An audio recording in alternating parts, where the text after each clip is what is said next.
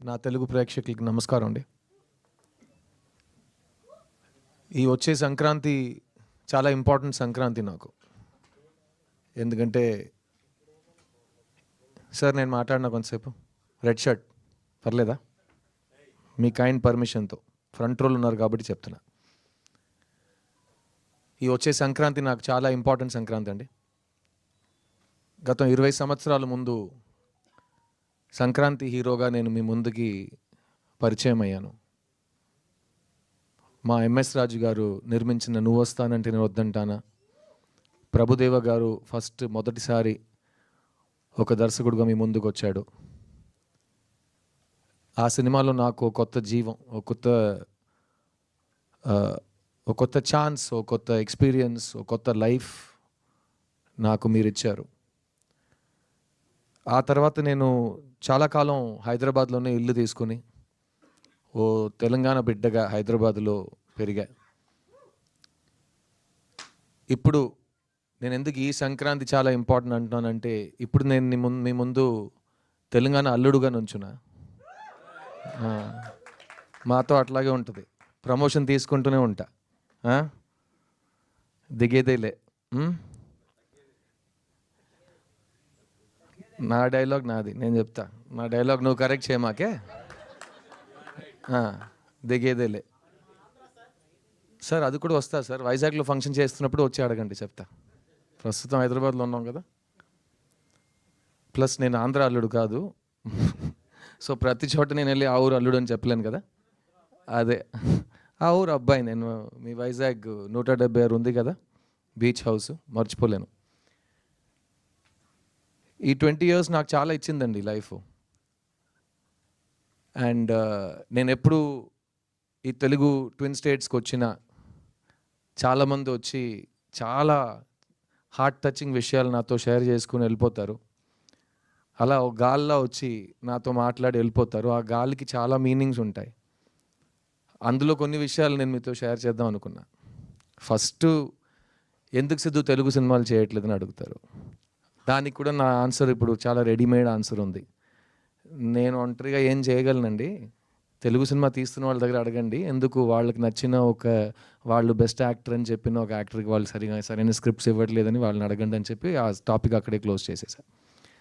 Second question ఇంకా ఎక్కువ మంది అడిగారు, ఎందుకండి లవ్ స్టోరీస్ తీయట్లేదని.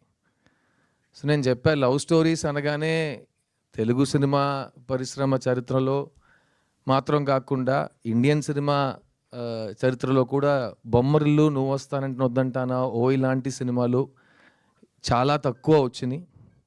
అలాంటి గొప్ప సినిమాల్లో ఉండటం నా అదృష్టం. లవ్ స్టోరీ తీస్తున్నామని చెప్పడం చాలా ఈజీ, కానీ ఆ వరుసలో మంచి లవ్ స్టోరీ తీయటం చాలా చాలా కష్టం. సో భయం వస్తుంది, అలాంటి ఒక స్టాండర్డ్ని మనం టచ్ చేయగలం అని. ఇంకోటి ఏంటంటే, మీకే తెలుసు, లవ్ స్టోరీ చేస్తుంటే ఇతను మన చాక్లెట్ బాయ్ దానికే పనికొస్తాడని ఇంకేం పని ఇవ్వరు. సో దానివల్ల ఇంకా భయం వచ్చింది. తర్వాత ఇంకా చాలా కారణాలు ఉన్నాయి, అది వేరే వేదిక మీద మాట్లాడుకుందాం. కానీ ఈ 10 years 11 yearsలో నేను సొంతంగా ప్రొడ్యూసర్గా మారి ఒక 5 సినిమాలు తీసా. ఒక్కొక్క సినిమా కొత్త జానర్లో ఇవ్వాలి. నేను నువ్వు వస్తానంటే కాదు, బాయ్స్ సినిమాలో హైదరాబాద్ మొదటిసారి వచ్చేటప్పుడు ఇచ్చే ఇంటర్వ్యూస్లో కూడా అన్నా, నా డ్రీమ్ స్టార్ అవ్వటం కాదండి, నా డ్రీమ్ చనిపోయే ముందు ఎవరో వచ్చి మంచి యాక్టర్ చనిపోయాడని చెప్తే చాలు, నేను ఒక యాక్టర్ని, ఎప్పుడు యాక్టర్గానే ఉంటాను. అది వాళ్ళు అప్పుడు చెప్పారు, నీకు పొగరు, ఇది నీకు అర్థం కాలేదు, ఇది. నేను చెప్పాను, నాకేం కావాలి, నాకే కదా తెలియాలి, నీకెలా తెలుసు అని నేను చాలామందిని అడిగాను. ఇప్పుడు కూడా అదే అంటున్నా. నా ఉద్యోగం ఏంటంటే, నాకు డబ్బులు ఇస్తారు, సిద్ధుగా కాకుండా ఇంకో మనిషిగా ఒక 2 hours 3 hours మీ ముందుకు రావటమే నా ఉద్యోగం. సో నేను అదే వెతుకుతూ ఉంటాను. ఒక్కొక్క సినిమాకి కొత్తగా ఒక మనిషిగా అతను ఒంట్లో ప్రవర్తించి మనం ఒక కొత్త క్యారెక్టర్ని క్రియేట్ చేయలేమా అనే ఒక ఛాలెంజ్ని ప్రతి సినిమా నేను ఈ 20 yearsలో ఒక ఛాలెంజ్గా నాకు తీసుకున్నాను. ఆ వరుసగా వస్తున్నప్పుడు మీ ముందు ఈ ప్రీవియస్ 5 films కూడా నా సినిమాలు అన్నీ డబ్ అయి వస్తున్నాయి ఇక్కడ తెలుగులో.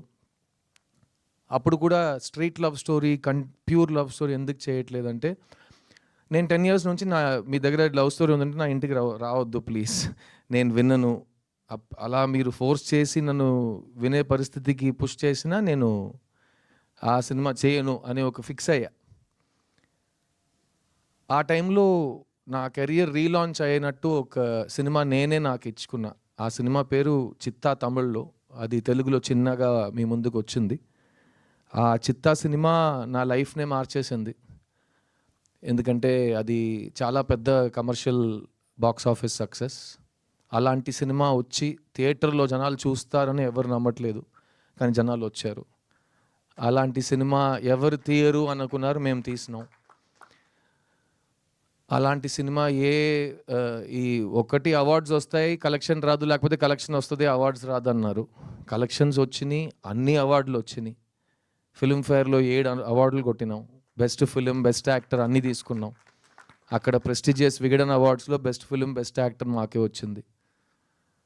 ఆ సినిమా నాకిచ్చింది నేను లైఫ్ లాంగ్ మర్చిపోలేను. కానీ ఆ సినిమాని బయట తీసుకురావడానికి నేను పడిన కష్టాలు, ఆ మెంటల్ స్ట్రెస్, అది కూడా నేను లైఫ్ టైంలో మర్చిపోలేను. సో ఆ సినిమా విజయం సాధించిన తర్వాత ఇప్పుడు ఇది సెట్ అయింది, ఈ ట్రెండ్‌లోనే వెళ్దామని నాకు అలవాటు లేదు కాబట్టి మళ్ళీ ఏదో కొత్తగా ట్రై చేద్దామని ఒక ఐడియా వచ్చింది. ప్లస్ ఆ టైంలో ఎవరైనా ఒక సినిమా నాకిస్తే ఒక 5 మంత్స్ నేను అస్సలు ఆలోచించకుండా సరదాగా నవ్వుతూ హ్యాపీగా ఒక సెట్‌కెళ్ళి అందరితో నేను ఎలా సరదాగా మాట్లాడుతానో అలాగే పలకరించి ఒక సినిమా తీస్తే నా మైండ్ ఫ్రెష్ అయిపోతుందని అనుకున్నా. ఆ టైంలో ఈ రాజశేఖర్ గారు నా ఇంటికొచ్చారు. ఈయనతో నేను యాక్చువల్‌గా 3 ఇయర్స్ ముందే ఒక సినిమా చేయాలి, నేను చేయట్లేదు.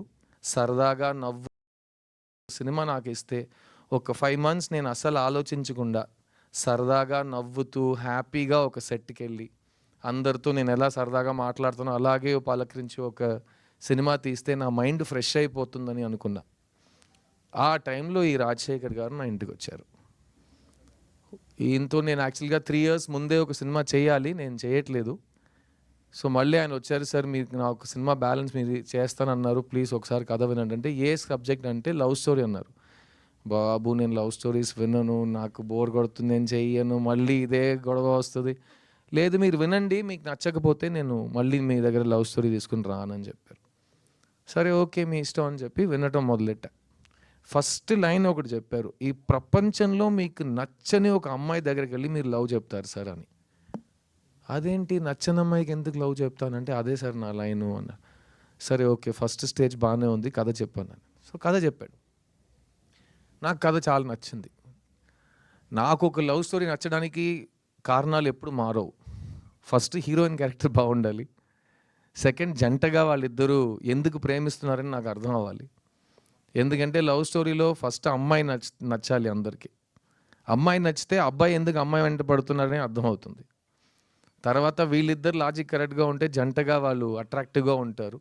ఆ జంటని మనం ఎంత లవ్ చేస్తామంటే సినిమా అయ్యే వరకు మనం వీళ్ళు చేరాలి మనం హోప్ చేయటం మొదలెడతాం. అదే లవ్ స్టోరీది పెద్ద సక్సెస్.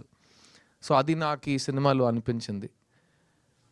అండ్ ముఖ్యంగా నేను చెప్పినట్టు ఈ కథలో ఎక్కడ ఒక నెగటివిటీ లేదు, ఒక వయలెన్స్ లేదు, ఒక బ్లడ్ షెడ్ లేదు, ఒక కడుపు మంట లేదు, ఒక ఏ నెగటివ్ ఎమోషన్స్ లేకుండా ఒక ఘోరమైన విలన్ ఎవరు లేరు, అలా రక్త చుక్కలు పడుతుంటే అలా ఏం లేదు. ఒక feel good easy breezy cinema, feel good entertainer, breath of fresh air అంటారు కదా, అలాంటి ఒక సినిమా ఇది. ఈ మధ్యకాలంలో నువ్వు వస్తానంటే బొమ్మరిల్లు లాంటి సినిమాలు చేసేటప్పుడు కాలేజ్ చదువుతున్న అమ్మాయిలు అబ్బాయిలు వాళ్ళకి పెళ్ళయి వాళ్ళకి పిల్లలు పుట్టి ఆ పిల్లలు ఈరోజు కాలేజ్కి వెళ్ళే వయసుకు వచ్చారంట. సో ఆ అమ్మాయిలు అబ్బాయిలు నాతో వచ్చి చెప్పారు, సార్ మీరు ఎందుకు లవ్ స్టోరీస్ చేయట్లేదు అంటే, నేను ఇలా సైంటిఫిక్గా కారణాలు చెప్తుంటే వాళ్ళు ఒకటి చెప్పారు, సార్ మీ సినిమాలు చూసి మా లైఫ్ చాలా ఇన్ఫ్లుయెన్స్ అయింది సార్. ఎందుకంటే మేము ఇన్ఫ్లుయెన్షియల్ ఏజ్లో ఉన్నప్పుడు మీరు పోర్ట్రే చేసిన కుర్రోళ్ళు అంటే ఇలా కూడా ఉంటారు, డీసెంట్గా ఉంటారు, మంచి ఫ్యామిలీస్ నుంచి మంచి పేరు తెచ్చుకుని మంచిగా చదువుకుని మంచి అమ్మాయిని ప్రేమిస్తారు అన్నట్టు అబ్బాయిలు మీరు చూపించారు మాకు. అది మాకు సిద్ధు లాంటి ఒక పెళ్లి కొడుకు దొరుకుతాడా అని మేము హోప్ చేసాం. అలాగే మేము కూడా లైఫ్ సెట్ చేసుకున్నాం. సో మాకు కరెక్ట్గా హస్బెండ్ సెట్ అవ్వడానికి మీరు ఒక ఇన్స్పిరేషన్ అన్నారు. ఇప్పుడు మా పిల్లలకి మీ సినిమాలు చూపించి ఎలాంటి మంచి ఫ్యామిలీ, ఎలాంటి మంచి క్యారెక్టర్, ఎలాంటి మంచి లవ్ ఉంటుంది అని మేము కూడా మా పిల్లలకి చూపిస్తున్నాం అంటే నాకు అది చాలా టచింగ్ అనిపించింది. అండ్ అలాంటి సినిమాలు మనం లాస్ట్ 10 years మిస్ అయ్యాం అని ఫీల్ అయ్యింది. అదన్నీ కలిసి వచ్చి ఈ మిస్ యూ సినిమా చేయటం జరిగింది. అండ్ ఆ సినిమాతో మీ ముందుకు వచ్చాము మేము.